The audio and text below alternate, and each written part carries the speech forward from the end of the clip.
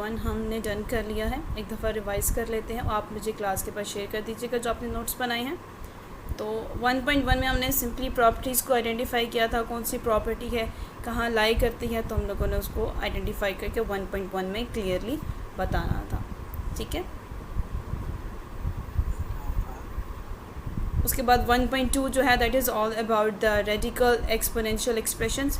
Yes, 1.1 में हम लोगों ने पहले क्वेश्चन नंबर 1 में नंबर लाइन में रिप्रेजेंट करना था, फिर प्रॉपर्टीज़ को आइडेंटिफाई करना था, फिर जस्टिफाई करके बताना था, फिर आपने रिप्रेजेंट करना था इनको नंबर लाइंस में 3 वाले पार्ट को, फिर 4 में आपने इक्वालिटी इनइक्वालिटी की प्रॉपर्टीज़ को डिफ़ाइन करना था। ठीक है, अब चलते हैं अपने 1.2 के क्वेश्चन नंबर 1 जो कि आपने ऑलरेडी डन कर दिया हुआ है। वो रेडिकल एक्सपोनेंशियल में था और आपने उसको किस में करना था, रेडिकल एक्सप्रेशन में था, और आपने उसको एक्सपोनेंशियल एक्सप्रेशन के तरीके से पूरे सॉल्व करके सिंप्लीफाई किया। ठीक है, तो जब आप क्लास के बाद मेरे से पिक्चर शेयर करेंगे तो कल हम इसको चेक कर लेंगे। अब हम स्टार्ट करते हैं एक्सरसाइज 1.2 का question number 2। Write each exponential expression as an equivalent radical expression and simplify if possible। अब कुछ ऐसे होंगे जो पॉसिबल होंगे सिंप्लीफाई करना, कुछ ऐसे होंगे जो नहीं होंगे। मतलब कुछ ऐसे नंबर्स होंगे जिनका एग्जैक्टली स्केल मौजूद होगा, जिनका एग्जैक्टली क्यूब मौजूद होगा। कुछ ऐसे होंगे जो एग्जैक्टली जो हमारे लिए ईजी नहीं होंगे उनको सॉल्व करना, तो हम उनको सेम एज इट इज़ लिख लेंगे। ठीक है, आप सबसे पहले देखिए 216। अब ये सिंपली आपके पास जो है तो वो एलसीएम से निकलता है, इसको सॉल्व करके निकलता है। ठीक है, अब यहाँ पे मेंशन कर लेते हैं जी पेज आपका जो है वो एक्सरसाइज है 1.2।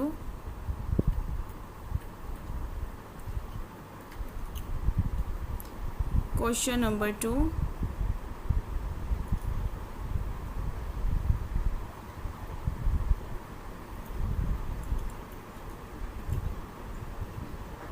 तो 216 का क्यूब रूट ही लेना होगा ना? हाँ जी, क्यूब रूट होगा, क्योंकि हम उसको मैंने सिंप्लीफाई करके देखा है। अगर मैं उसका एलसीएम लेती हूँ तो मेरे पास जो नंबर आता है दैट इज़ 6। मतलब 6 को अगर मैं 3 दफ़ा मल्टीप्लाई करूँगी तो 216 आंसर आ जाएगा। ठीक है, तो यहाँ पे मैं क्वेश्चन नंबर 2 का ए पार्ट है 216, उसके ऊपर पावर का भी ध्यान रखिएगा। पावर में लिखा हुआ है 2/3। और एक बात याद रखिएगा कि जो स्केयर है वो सिंपल 2 से लिखा जाता है, क्यूब को 1/3 से रिप्रेजेंट किया जाता है। ठीक है, अब यहाँ पे अगर आप सिंपली कैलकुलेटर की मदद से लंबे चौड़े सिंप्लीफिकेशन की तरफ जाने से बजाय आप इसको सिंप्लीफाई कर सकते हो कि आप देख सकते हैं कि किन डिजिट को मैं मल्टीप्लाई करूँगा तो 216 आएगा। 216 किसके टेबल में आता है? तो ये नहीं होगा कि 216 जो है और 3 से कर लेंगे चाहिए तो फिर ये जो है 6 हो जाएगा, फिर 6 और 6 का फिर स्क्वायर रूट ले लेंगे। हाँ, तो वो 36 हो जाएगा। बिल्कुल, हाँ जी, ऐसा ही सिंप्लीफाई बिल्कुल 36 हो जाएगा। हाँ, ये वाले जो क्वेश्चंस है ना ये एमसीक्यूज में भी आ सकते हैं कि इसका आप एक्सपोनेंशियल फॉर्म गिवन है, रेडिकल फॉर्म दें, रेडिकल फॉर्म गिवन है, एक्सपोनेंशियल दें। ये जो फॉर्म होती है ना जिसमें पावर आ जाती है इसको एक्सपोनेंशियल कहते हैं, और जिसमें स्केयर या क्यूब रूट आ जाता है that is known as radical expression. ठीक है, अब 6 का क्यूब है, मैंने 6 का क्यूब अंदर लिख दिया और 2/3 ऐसे था, तो सिंप्लीफाई देखो तो 3 कैंसिल हो जाएगा, 6 का स्केयर रह जाएगा जो होगा 36 के इक्वल। ठीक है, यहाँ पे ये सॉल्व हो जाता है।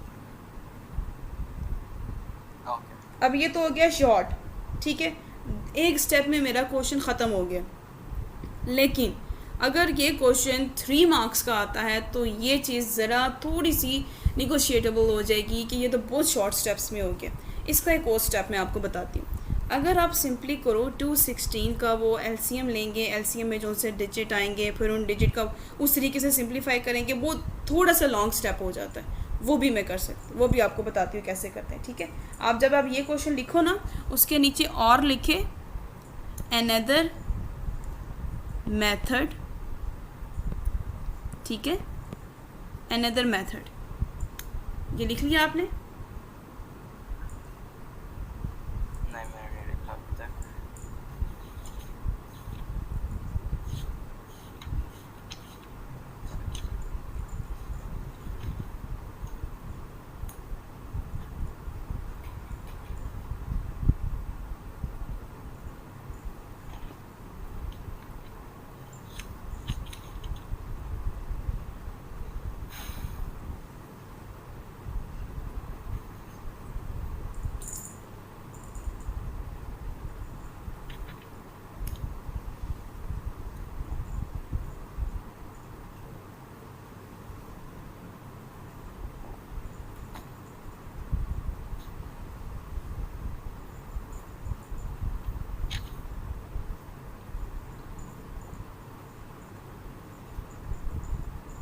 नेक्स्ट पार्ट इसका स्टार्ट कर सकती हूँ। नहीं, एक सेकंड, मैं इसको कंप्लीट कर देता हूँ, उसके बाद कंप्लीट नहीं किया।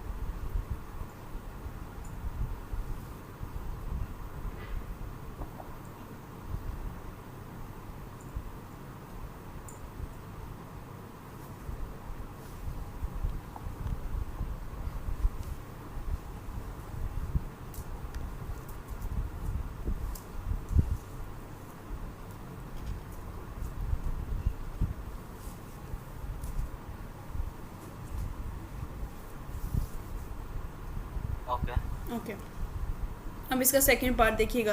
अगर ये 3 मार्क्स का आता है एमसीक्यूज़ के लिए तो आप शॉर्ट स्टेप कर सकते हो। 3 मार्क्स का आएगा तो उसको कुछ इस तरीके से लेकर चलना पड़ेगा। 216 मैं यहाँ पे लिखूँगी और यहाँ पे मैं लिख दूँगी ऐसे। इसका लूँगी मैं प्राइम फैक्टराइजेशन की एलसीएम। प्राइम नंबर्स कौन से होते हैं? जो नंबर्स किसी और से जो सिर्फ अपने टेबल पे आते हैं या 1 के टेबल में आते हैं। ठीक है, जैसे कि 2 अपने टेबल में आता है, 2 सिर्फ 1 के टेबल में होता है। 3 का सिर्फ अपना टेबल है, 1 के टेबल में आता है। 5 का अपना टेबल है, 7 का अपना टेबल है, 11 का अपना टेबल है, 13 का अपना टेबल है। ये प्राइम नंबर्स होते हैं। अब सबसे पहले 216 को 2 से स्टार्ट करती हूँ क्योंकि ये दोनों नंबर्स 2 के टेबल में आते हैं। 2 1 2, 2 8 16। ठीक है, फिर उसके बाद मैंने लिख दिया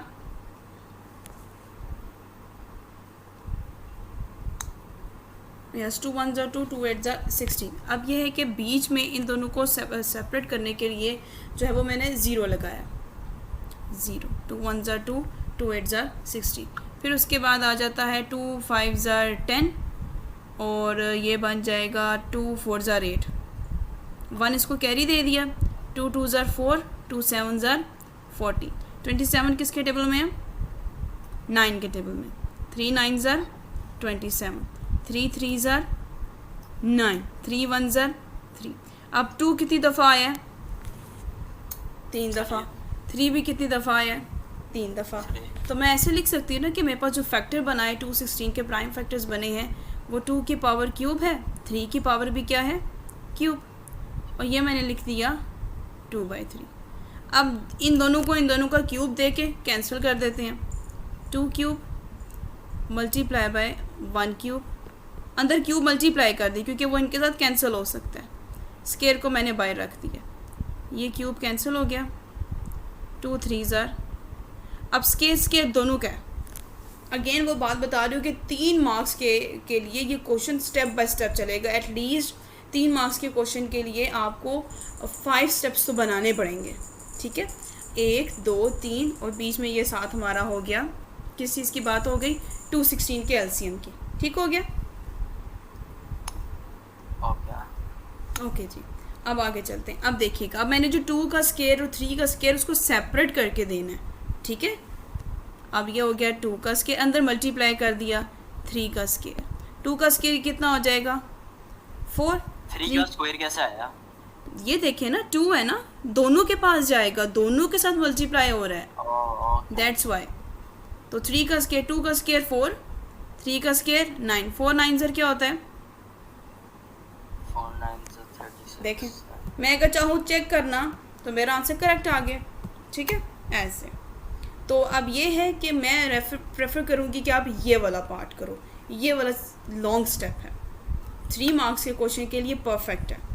ठीक है, बिल्कुल 2 स्टेप में आप ख़त्म करेंगे तो वो शॉर्टकट हो जाएगा। ये वाला ज़रा लॉन्ग मेथड में चला जाएगा जो एग्जैक्टली 3 नंबर हमें मिल सकते हैं। मैथ्स में स्टेप्स के मार्क्स होते हैं ना, स्टेप्स ही 2 होंगे तो फिर क्या मार्क्स देगा कोई? ठीक है, इसको लिख लें।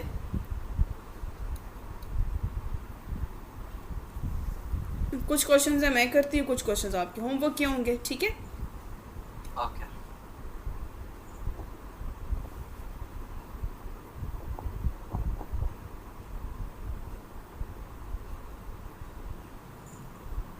इसकी समझ आ गई है ना कि ये वाला तो मुश्किल नहीं लगा है, बहुत आसान है, इजी स्टेप्स में। जी। पहले क्यूब को ख़त्म करना है, फिर स्केयर को यूज़ करना है। हमेशा याद रखिएगा, अंदर जितनी भी क्वांटिटीज़ होती है ना ब्रैकेट के अंदर, बाहर वाली हर एक एक्सपोनेंशियल पावर उनके साथ मल्टीप्लाई हो रही होती है, हर एक के साथ। ओके।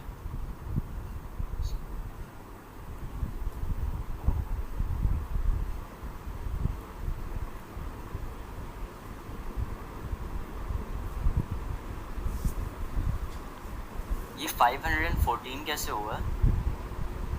514 नहीं 14 नहीं है 54 वो मैंने, अच्छा। हाँ वो 5 का कैरी उसको दिया, वो 14 बन गया, पीछे 4 रह गया।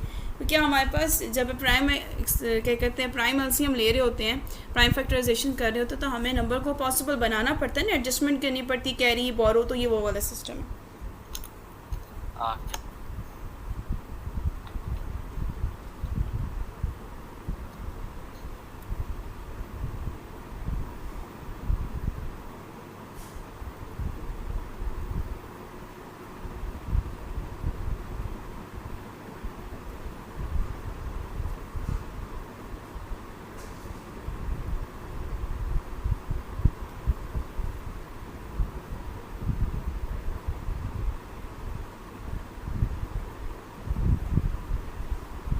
डन। बस एक सेकंड होने वाला।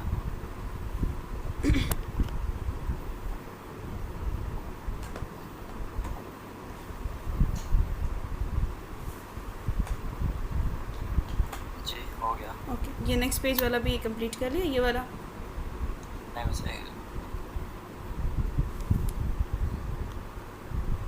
इसका अगला पार्ट अगर आप देखें, उसको अगर आप मुझे सॉल्व करके बताएं कि आपको लगता है कि 29 ये सॉल्व हो सकता है?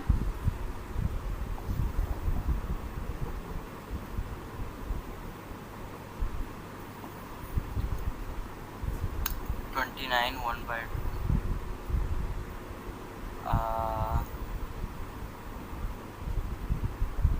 एक सेकंड। 29 किसी का स्केयर है?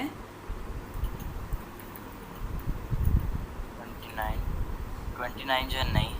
नहीं, तो अब इसके स्केयर में भी देखिए वो 1/2 करके लिखा हुआ है। स्केयर तो मेरे पास सिंपली 2 में आता है, तो मैं सिंपल क्या कर सकती हूँ इसको सोल्यूशन को स्टार्ट करने के लिए, क्योंकि इसके कोई फर्दर स्टेप नहीं है, तो सिंपल ऐसे लिखूँगी, ये जो नीचे वाला 2 है ये यहाँ है ना, इसको मैं ले जाऊँगी यहाँ पे।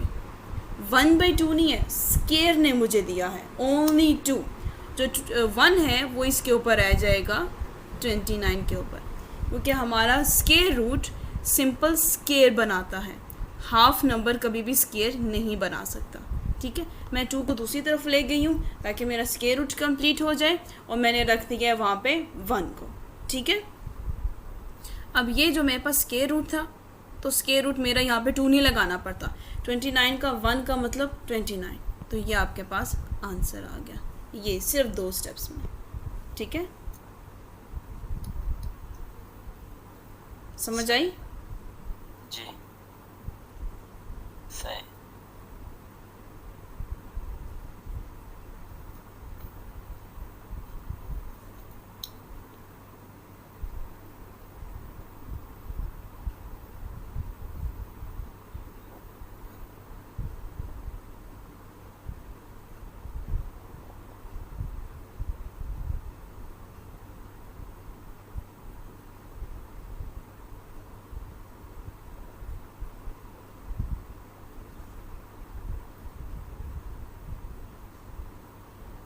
अब उसके बाद इसके कुछ क्वेश्चन, जैसे कि थर्ड क्वेश्चन मैं करती हूँ, 6th 4th 5th and 6th आपके लिए मोहम्मद। ठीक है, ओके, लेकिन मुझे एक सवाल था कि जो आपने लास्ट वाला लिखा है 29 क्यों है? जी ये सिंपल मैंने रिप्रेजेंट कर दी, क्योंकि जैसे मैंने आपको बताया था स्केयर रूट को कभी भी, हाँ स्केयर रूट को लिखने के लिए पीछे 2 को मेंशन नहीं करना पड़ता, मैंने उसकी एडजस्टमेंट की, मैंने बताया कि मुझे 2 को यहाँ पे लेके आना पड़ा है तो मेरा स्केयर बना है, और 1 वहीं पे रह गया, मुझे ये चीज़ें लेबल करके समझानी पड़ी, प्रेजेंट करना पड़ा। फिर मुझे पता चल गया कि मेरे पास स्केयर रूट है तो 2 लिखने की ज़रूरत नहीं होती, और 29 की पावर 1 है, 1 की पावर को सॉल्व किया तो आंसर इटसेल्फ ही आता है।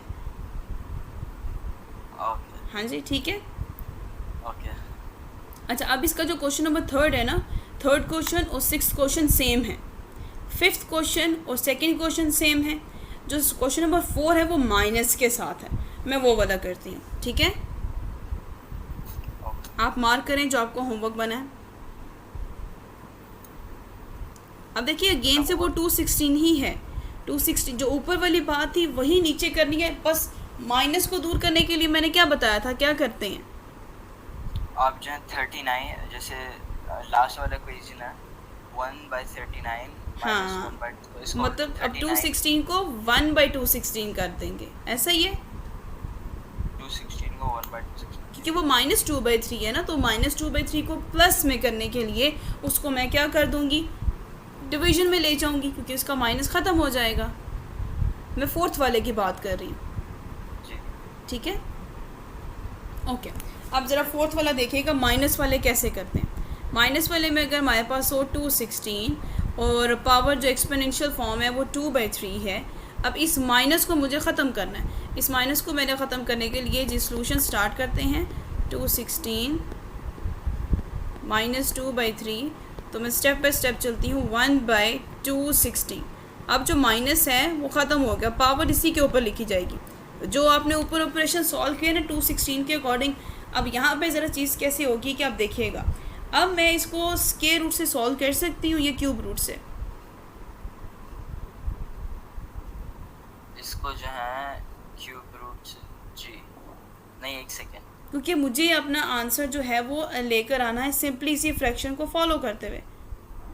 तो मेरा आंसर 36 ही आएगा ना। वही जो चीज़ मैंने यहाँ की है, जो चीज़ मैंने यहाँ की है, मुझे यही चीज़ चलानी है। देखिए 216 में जो मैंने ये चीज़ की है वो भी 216 ही है ना, जी। तो वही चीज़ करूँगी। ओके, अब यहाँ पे देखे चलते हैं, अब आगे चलते हैं। अब मैं यहाँ पे क्या कर देती हूँ कि वो माइनस मेरा ख़त्म हो गया, ठीक है। अब इसको लेके चलते हैं 1/6 का क्यूब था, 6 का वो 2 3 करके कर लेते हैं। 2 क्यूब × 3 क्यूब / 2/3, ये हो गया। अब क्यूब क्यूब कैंसिल हो गए, क्यूब क्यूब कैंसिल, तो पीछे क्या रह गया, 2 का स्क्वायर 3 का स्क्वायर, यहाँ तक हो गया। फिर उसके बाद 2 का स्क्वायर लिया, 2 का स्क्वायर 4 आ गया, 3 का स्क्वायर 9 आ गया, तो 1 को डिवाइड करेंगे 1/36 आ गया। सिंपल आंसर आ गया, ठीक है। ऐसे सिंपल सॉल्व हो गया हमारा क्वेश्चन।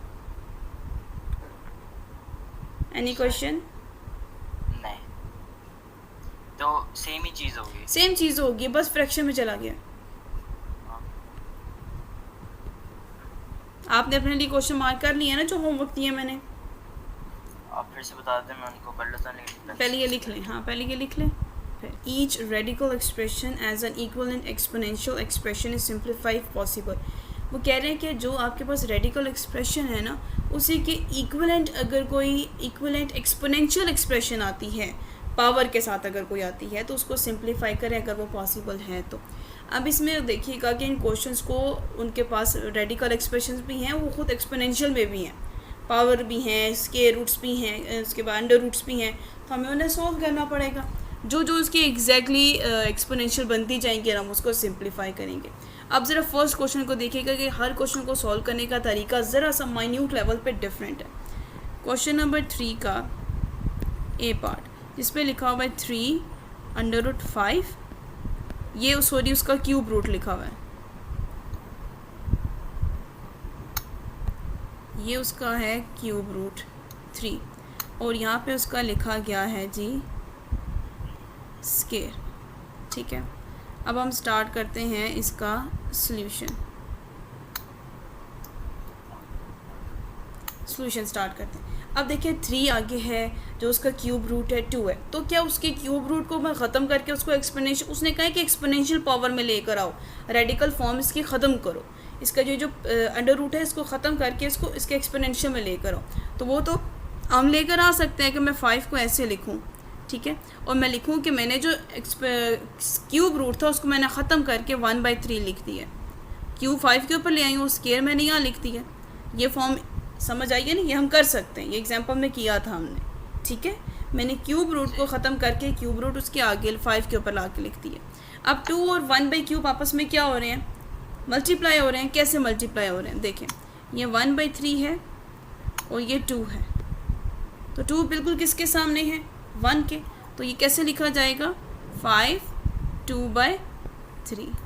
सिंपली मैंने अपनी रेडिकल एक्सप्रेशन को सॉल्व करके एक्सपोनेंट एक्सप्रेशन में आंसर ले आई हूँ। कोई सवाल इसमें? नहीं, अभी तक तो नहीं। बिल्कुल, इसको उन्होंने कहा है कि रेडिकल की वैल्यू को देखते हुए आपने उसके इक्विवेलेंट में अगर कोई एक्सप्लेनेशन आती है तो 5 की तो 5 ही आई है, वो ना तो 5 किसी का स्केयर है, ना ही 5 किसी का क्यूब है, ठीक है, और ना ही 5 किसी के स्केयर या क्यूब से निकला है। अंडरस्टूड? ओके ठीक है, अब इसका क्वेश्चन नंबर 2 देखिएगा। क्वेश्चन नंबर 2 में लिखा हुआ है 4√10/8। सिंपली ऐसे ही सॉल्व करना है, लेकिन 4 को जब 8 के साथ डिवाइड करेंगे तो वो 4 2 1 ज़ा 2 2 2 ज़ा 4, 2 से चला जाएगा ना, और इसका आंसर 2 आएगा। 4 1 ज़ा 4 4 2 ज़ा 8, और 10 का जब आप स्केयर लेंगे तो 100 आ जाएगा, ठीक है।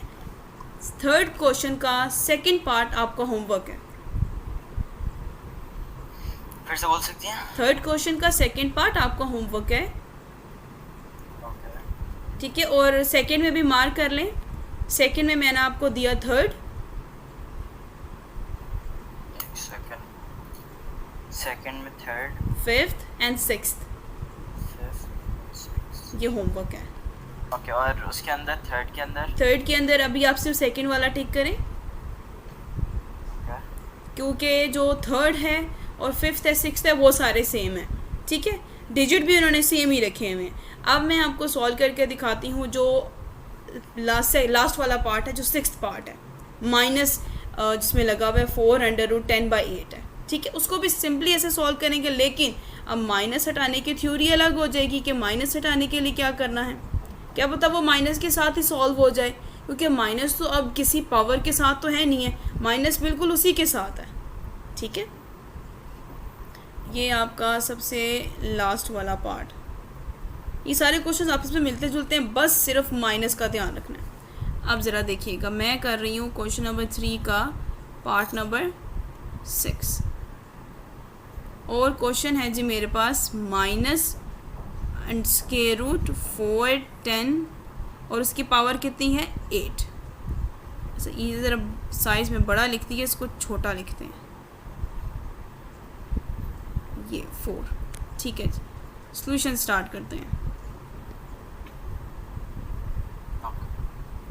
अब वही उसी तरीके से 4 है, 4 को 10 के आगे लेकर आऊँगी, फिर उसको सॉल्व करूँगी। यहाँ पे 10 लिख दिया, 1/4 क्योंकि 10 के ऊपर है ना, तो 10 के साथ सिंप्लीफाई होगा। यहाँ पे मैंने लिख दिया 8।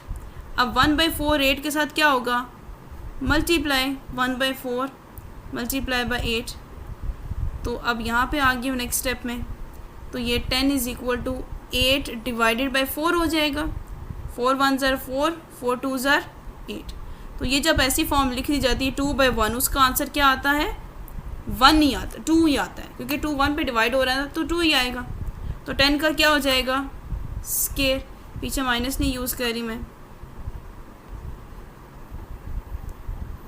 ये माइनस माइनस और इसके साथ भी अभी तक माइनस, यहाँ पे भी माइनस और यहाँ पे भी ये भी माइनस चल रहा है, ठीक है।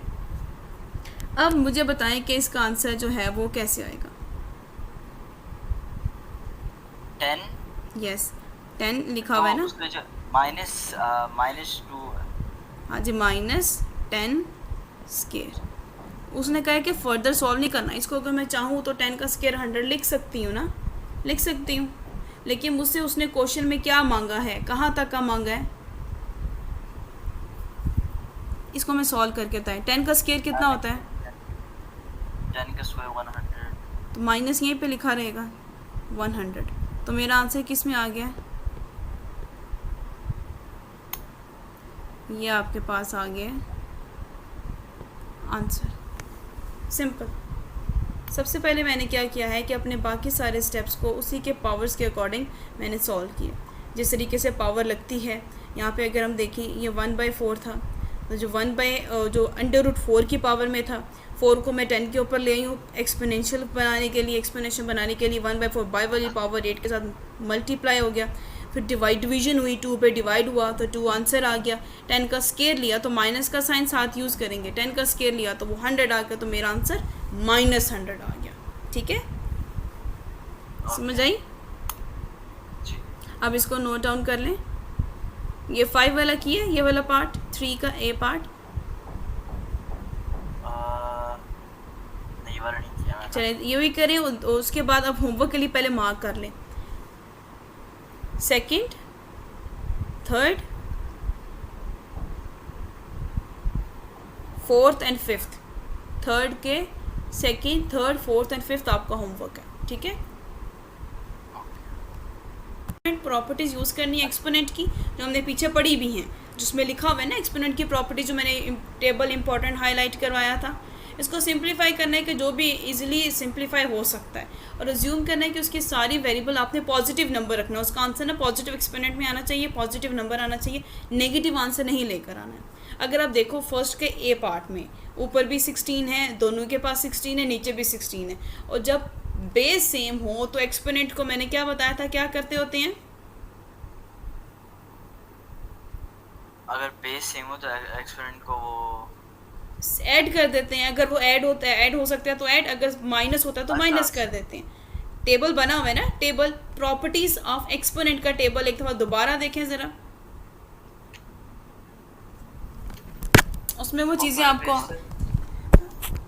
ये ज़रा पीछे ही जाएं जिसमें लिखा हुआ है, एक मिनट, मुझे इसे पीछे जाना पड़ेगा, फिर वापस आना पड़ेगा।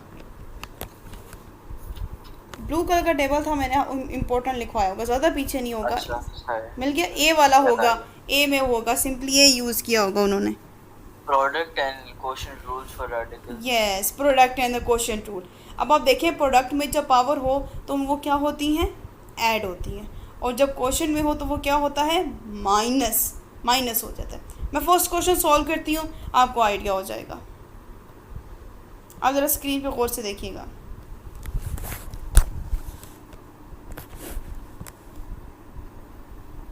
क्वेश्चन नंबर 4 पार्ट ए, ठीक है।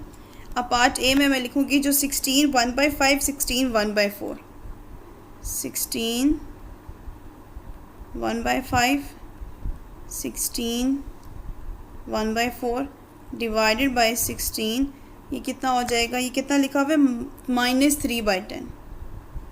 सिंपली अगर मैं डायरेक्ट करूँगी तो वो चीज़ आपके लिए ज़रा बिट कंफ्यूजिंग हो जाएगी। मैं स्टेप बाय स्टेप चलती, स्टेप बाय स्टेप, मतलब अब आपको एक एक चीज़ जो है वो बताती हूँ कि किस तरीके से इनकी पावर को ऐड या सब्ट्रैक्ट किया जाता है।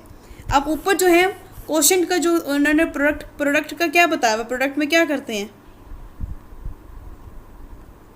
प्रोडक्ट इनमें से नंबर ही होता है ना, नंबर है। पावर्स के साथ क्या करते हैं, पावर के साथ, पावर के साथ इसमें सामने सामने तो ऐड करेंगे। यस, मतलब एडिशन कर देते हैं। आप देखें कि अब एडिशन करने का भी एक प्रोसेस होता है, ठीक है। अब देखें यहाँ पे 16 16 दोनों का क्या है, सेम है, मैंने 16 कॉमन ले लिया, तो 1/5 प्लस 1/4 प्लस करना पड़ेगा, और नीचे जो 16 -3/10 है वो मैं ऐसा ही लिखूँगी, उसको भी कुछ भी नहीं करते, उसको ऐसा ही लिखा रहने देते हैं। अब ऊपर वाली सबसे पहले वैल्यू सॉल्व करते हैं, ठीक है। अब ये नीचे डिनोमिनेटर के साथ ऐसे डिजिट मल्टीप्लाई करने पड़ेंगे ऐसे, ताकि वो चीज़ें कॉमन आ जाएं। ये आपने डिनोमिनेटर को जो इक्वल होता है ये आपने पढ़ा होगा कि अगर आपके पास ऊपर 2/3 है, फिर यहाँ पे प्लस में आ रहा है 4/6, तो क्या इन दोनों को मैं सिंप्लीफाई कर सकती हूँ? नहीं, फिर 3 को जो है मुझे 2 मल्टीप्लाई करेंगे। यस, मुझे अपना डिनोमिनेटर इक्वल बनाना पड़ेगा, मुझे 3 को 6 बनाना पड़ेगा, या 6 को कैसे डिजिट बनाना पड़ेगा जो दूसरे डिनोमिनेटर के इक्वल आ जाए। तो सिंपली मैं यहाँ क्या करूँगी, मैं करूँगी कि यहाँ पे मल्टीप्लाई करते हैं 2 को, यहाँ पे मल्टीप्लाई करते हैं 2 को, तो 2 2 ज़ा 4 प्लस 2 3 ज़ा 6 प्लस 4/6, मेरे डिनोमिनेटर दोनों सेम आ गए। तो अब मैं लिख सकती हूँ 4 + 4 6 नीचे कॉमन लेके, यहाँ पे भी यही थ्योरी जाएगी, ठीक है। अब मैं ज़रा यहाँ पे आ जाती हूँ ताकि पावर को सिंप्लीफाई कर सकूँ। यहाँ पे रफ वर्क में पावर को सिंप्लीफाई करके वहाँ पे डायरेक्ट आंसर लिखेंगे, ठीक है। यहाँ पे 1/4 प्लस 1/5 है, 1/5 प्लस 1/4। अब दोनों के साथ करना पड़ेगा क्योंकि दोनों का डिनोमिनेटर क्या है, डिफरेंट है। 1 को 4 से 5 को 4 से मल्टीप्लाई करेंगे और 4 को 5 से, ठीक हो गया। इसको करेंगे 4 से, इसको करेंगे 4 से, और इसको मल्टीप्लाई करेंगे 5 के साथ, 4 × 5 ऊपर आ जाएगा, 4 1 ज़ा 4, 4 5 ज़ा 20 प्लस 5 1 ज़ा 5, यहाँ पे 20, तो ये कॉमन आ जाएगा 4 + 5/20, तो टोटल कितना बन जाएगा 9/20, कितना बन जाएगा 9/20। 9/20। तो यहाँ पे मैं लिखूँगी कि मेरे पास इसका आंसर आया है 16 9/20 डिवाइडेड बाई 16 -3/10। अब जैसे कि क्वेश्चन टूल में उन्होंने हमें बताया था कोई भी पावर एक्सपोनेंशियल नीचे हो वो ऊपर जाके क्या हो जाती है, सब्ट्रैक्ट हो जाती है, लेकिन इसके साथ तो माइनस ऑलरेडी लगा हुआ है, तो माइनस माइनस प्लस प्लस हो जाएगा। अब यहाँ पे कैसे करूँगी ये देखिएगा, ये मेरे पास है 16 9/20, अब जो नीचे वाला 16 ऊपर आया है वो 3/10 हो गया, ठीक हो गया। अब दोनों का 16 कॉमन है, यहाँ पे 9/20 0.3/10, 3/10 को अब वही सिंप्लीफाई करना पड़ेगा ताकि मैं अपना डिनोमिनेटर सेम लेकर आऊँ। तो यहाँ पे इसको सेम लाने के लिए नेक्स्ट पेज पे चलते हैं। यहाँ पे लिखती हूँ 9/20 प्लस 3/10, तो यहाँ पे कैसे 20 आएगा, अब 10 को मल्टीप्लाई बाय 2 कर देंगे। यस, तो 2 3s are 6, 2 10s are 20, 9 + 6 कितना हो जाएगा, 9 + 6 हो जाएगा 15। 15/20, 15/20 तो सिंप्लीफाई भी हो सकता है, 5 से कर लेंगे तो ऊपर 3/4। ठीक है, इसको 3/4, यस। तो अब 16 का आंसर आ गया 3/4। सिंप्लीफाई करके मुझे आंसर मिला, यहाँ पे लिख देती हूँ 16 3/4।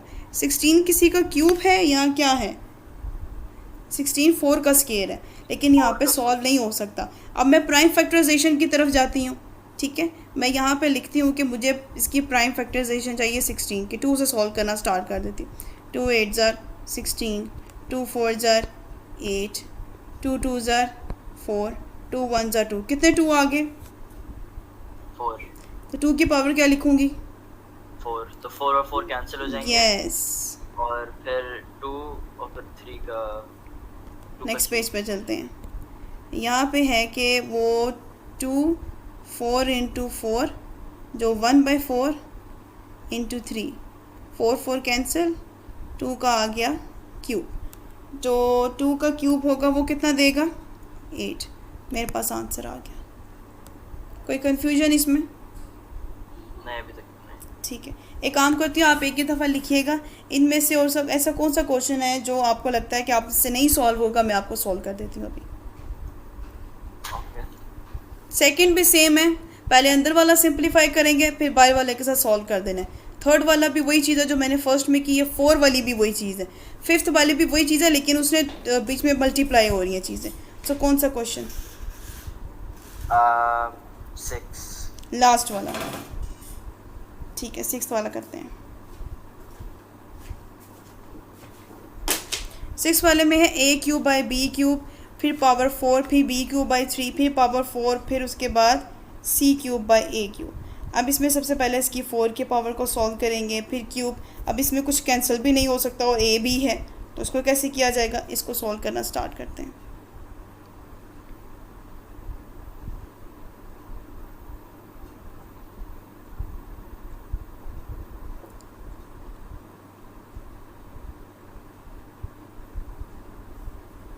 अब सबकी वैल्यू सेम ही है ना, क्यूब क्यूब तो सबके पास है। ये मैं कर रही हूँ क्वेश्चन नंबर 4 का 6th पार्ट। अब सबसे पहले देखें कि a³/b³, b³/c³, c³/a³ सबका सेम है ना, तो मैं इकट्ठा करके लिख लेती हूँ इन सबको। मैंने लिख दिया, पावर भी सबकी बाय अंडर रूट की पावर भी सेम है, वो 4 है, तो a³/b³, फिर उसके बाद multiply by b³/c³ multiply by c³/a³।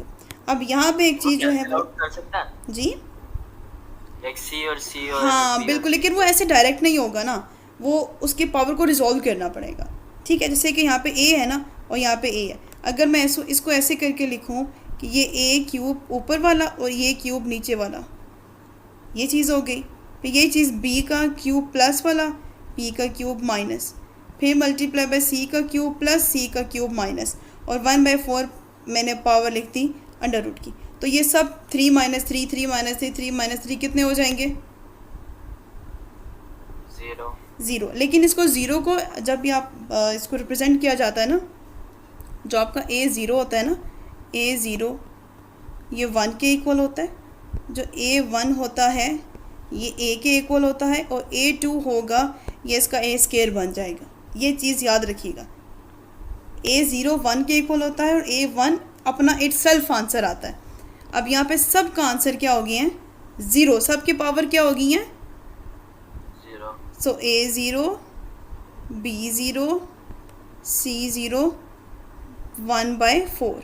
तो सब 0 0 क्या लिखोगे सबके पावर की जगह? 1 1 1 1/4। तो सब की पावर 1/4 अगर मैं 1 1 1 करके लिखूँ तो आंसर क्या आ जाएगा जी? 1 1/4। यस 1 आंसर आ गया, क्योंकि 1/4 1 की पावर क्या देगा? 1 ही देगा, तो फाइनल आंसर 1 होगा। 1 आंसर आ जाएगा बिल्कुल। कोई क्वेश्चन? नहीं, सही है। ठीक है, अब एक दफ़ा वो लास्ट 6 वाला पार्ट कर लेते हैं, फिर आगे चलते हैं। ठीक है, सही। 5th पार्ट है, use suitable laws of exponent to show that. अब आपको प्रूफ करनी है आइडेंटिटी इक्वल। ये इंपॉर्टेंट क्वेश्चन है, इसको इंपॉर्टेंट लिखें। इस एक्सरसाइज में पूरा कुछ भी ना पूछे, 5th क्वेश्चन पूछा जा सकता है कि उन्होंने कहा कि फर्स्ट ये फॉर्म है, इसको सिंप्लीफाई करेंगे तो ये फॉर्म आएगी। ठीक है, सबसे पहले इनकी पावर्स को हम लोग सॉल्व करते जाते हैं। Next page.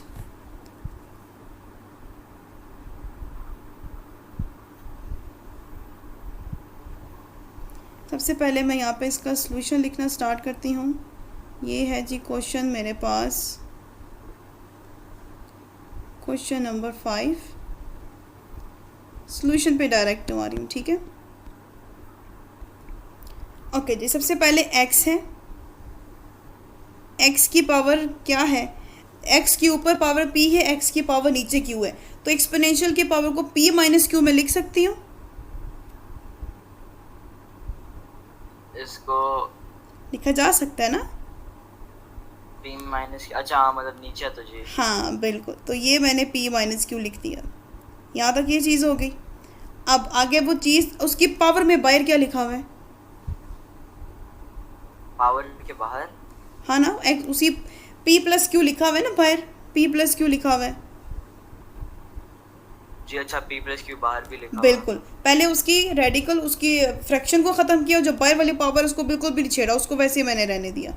ठीक है, अब मल्टीप्लाई किया। अब x y की पावर q है और y की पावर नीचे वाली r है, तो कैसे लिखूंगी? तो q minus r q minus r plus q plus r, तो बाहर वाली वैल्यू उसकी आ जाएगी q प्लस r। अब अगेन यही चीज़ z में करनी है, जो कितनी आ जाएगी? r माइनस पी, बाहर और अंदर, ये जो है अंदर और बाहर, r प्लस पी। अब जो इसके साथ चीज़ें मल्टीप्लाई हो रही हैं वो वहाँ पूरी नहीं, तो मैंने यहाँ नीचे लिख रही हूँ कि x की पावर q, q के ऊपर क्या लिखा हुआ है? q की भी पावर है वो स्केयर, फिर x मल्टीप्लाई y r की पावर स्केयर, फिर मल्टीप्लाई z p की पावर स्केयर। यहाँ तक समझ आ गई? इसको नहीं छेड़ा, ये तो बिल्कुल ऐसे ही लिखा रहेगा, इसको, इसका कोई काम नहीं है। अब हम इन ब्रैकेट्स को ख़त्म कर देते हैं। ठीक है, अब जो b माइनस क्यू बाहर है वो मैं उसको बाहर वाले के साथ सिंप्लीफाई कर देती हूँ, x लिखती हूँ और ऊपर मैं लिखती हूँ p minus Q and then p plus Q. ठीक हो गया? यही चीज़ y के लिए करते हैं क्योंकि चीज़ें सेम थी, q minus r, q plus r। ठीक हो गया? फिर मल्टीप्लाई z के साथ, z की वैल्यू है r माइनस पी,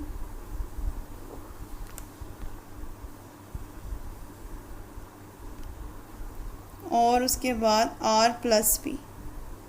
अब ये जो वैल्यू है ये मैं नेक्स्ट पेज पे इसके साथ बिल्कुल सेम करके लिख लेती हूँ। जो इसकी ये वाली वैल्यू है z x q स्केयर, समझ आ रही है मोहम्मद आपको? y r square c p square. यहाँ तक ये चीज़ हो गई।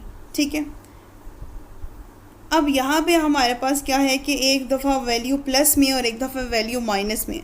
अगर आपको याद हो तो ये कोई स्टार्ट में मैंने आपको फार्मूला बताया होगा कि कोई वैल्यू अगर जैसे कि यहाँ पे मैं लिखूँ a minus B A plus B, तो मैं इन दोनों को सिंप्लीफाई कर सकती हूँ ना। a कितनी दफ़ा है? 2 दफ़ा, a स्केयर बन गया, plus minus minus B square, ये लिख सकती हूँ। जी यही फॉर्म यहाँ यूज़ करनी है, ये जो पावर में है ना यही फॉर्म यहाँ यूज़ होगी। कैसे? ऊपर p minus q p plus q है तो p square minus q square हो जाएगा, ठीक है। x की power p square minus q square, फिर multiply by y q square minus are square, यहाँ तक हो गया। फिर उसके बाद z r square minus P square, opposite sign है हमारे पास, g y r square multiply by g p square, यहाँ तक हो गया। हमने आर स्केयर लिख दिए। अब जो जो चीज़ें ऑपोजिट में हैं ये सेम है ये इक्वल, उसको हम लोग इकट्ठा लिख लेते हैं। अगर आप यहाँ पे देखो ये क्यू है ना और ये क्यू है, ये आर है तो ये आर है, ये पी है तो ये पी। अगर आप इसको देखो ये क्यू है ना, ये आर है, ये पी, इनका भी स्केयर है, इनका क्या है? स्केयर। और सेम एक्स क्यू के ऊपर है, वाई आर के इक्वल है, जी पी के इक्वल है। हम इनको इकट्ठा लिख लेंगे, इकट्ठा जोड़ के लिख लेते हैं। कैसे? देखें, x P square minus q square इसका अपना, और ये एक्स क्यू स्केयर मैंने एक यहाँ से उठा लिया, ठीक है। मोहम्मद समझ आ रही है? जी समझ अभी तक तो आ रही है। ओके ठीक है। अब प्लस आएगा ना इसके साथ, प्लस क्यू स्केयर, क्योंकि वो प्लस में है। अब y के ऊपर क्या लिखा हुआ है? Q square minus are square. y की इस वैल्यू के साथ क्या लिखा हुआ है? Y R plus R square लिखूंगी ना, प्लस आर स्केयर। फिर मल्टीप्लाई करके z के ऊपर है R square minus P square, और इस z के ऊपर है प्लस पी स्केयर। अब इसमें जो चीज़ सेम है और ऑपोजिट साइन के साथ है उसको क्या कर देना है? Cancel. Cancel out. Yes, Q Q cancel, R R cancel, P P cancel. पीछे रह गया X P square multiply by Y Q square multiply by Z R square. मुझे बताएं क्या मेरी left hand side right hand side proof हो गई? जी तो ये हो गया left hand side is equal to right hand side. Understood? Any question?